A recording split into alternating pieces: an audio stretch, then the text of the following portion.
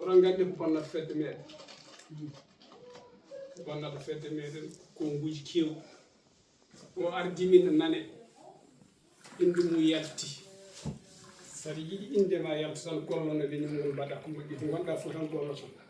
golloɗa ko moƴƴi kadi machallah ɗo e nder leydi he sukaɓe foɗɗani moon darade waɗa fedde fulɓe oɗon nganndi ko gonɗo oɗon nganndi tummi ɗon ɗum noon tinne ko ɗum nawata leñol yeeso leñol yo haaɓe basal haaɓa majjere so leñol haaɓe basal haaɓe majjere leñol ngol woodi kono tan ko majjere basal lane mabbo ko ngol wonata tan ko maccintugol ngol wonata tan ko nelatugol ɗum noon neɗɗo abboto koye aduna janggino koɗon konno mo jiiɗo kala to jaaɗa won hirjine leñol ngol to ngalɗa fof hirjine leñol ngol kala to gonɗa gooto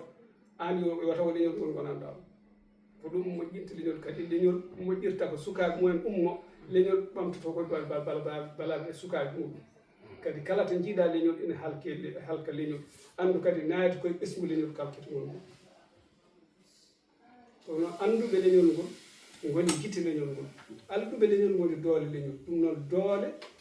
leñol ngol anduɓe leñol ngol ay anduɓe leñol ngol ko ɓen gandata pewɓe leñol ngol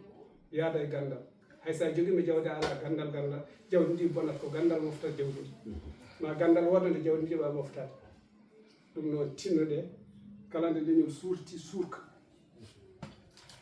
leñol yo jogo sirlu jogoɗo sirlude koye muɗum laylay rendo ari ko janggede naftodirede kono hande heewɓe jogii layla rendo kono mofta audio ji bonɗi ne gaybinira leñol ala ko jangde o gabbaɗon aduna no yahaɗen ɗaani son jiiye ko mbaɗeɗen ko fof nder aduna he waɗi noon ko majjere wasnandirde neɗɗo yo ɗaɓɓu jawdi ay basal no waɗi kefraga sa tawi tan a janggani a jaɓani janngude a jaɓani ɗaɓɓude jawdi gonata tan ko ñagotoɗo ndima ko fayi koye dañal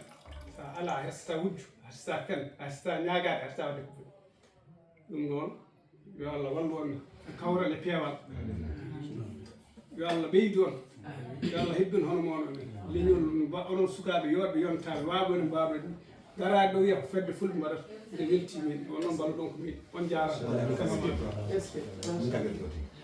ndegam mi sikki tan ala ko ɓeyte ko alhaji Moussa haali ko haali fof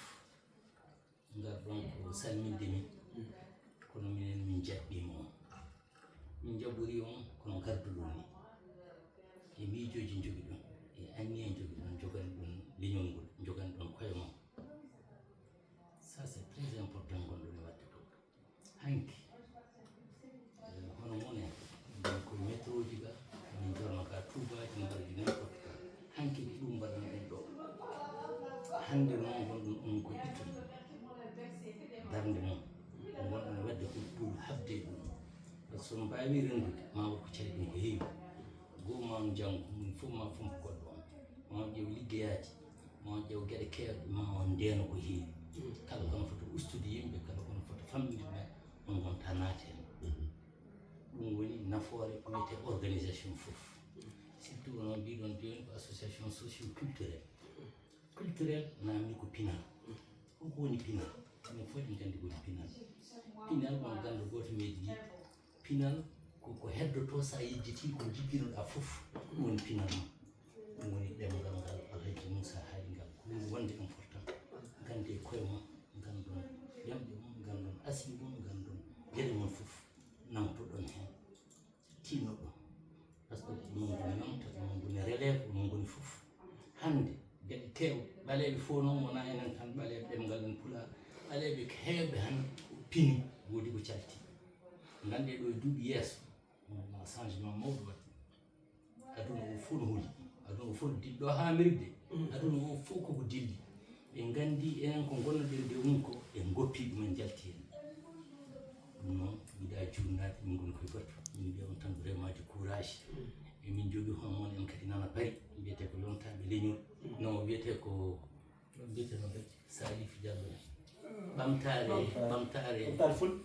fulɓe ko jeune uji hono moon ni kono ala fof ko mbaɗa ko gaynuɓe golle woni kala ko jiɗɗon wadde en tout cas ɓeɗon hoorejo noon ɗo yimɓe fof ɗo minani min ɗo en tout cas on soutient kala ko jiɗɗon soutien o cohluɗon on tinnimi mamin daroto on so tawi ko darade yiye tawi ko wallude hunde so wawi wonde fof en tout cas nous sommes prêts à vous aider merci tan mbami ɗon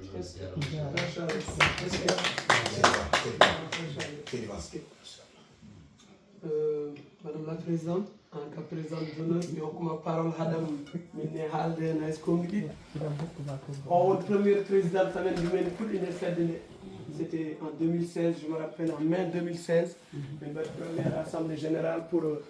nomde fedde wadde fedde fulɓe on ɗon idée ummori kamen taw minen gaddunoɗo Amadou Ba ene ara wadde ɗo concert min jofde on concert Allah longin amen enen ken fulɓe enen ɗo en ngala haydara en ndernata pewnen fedde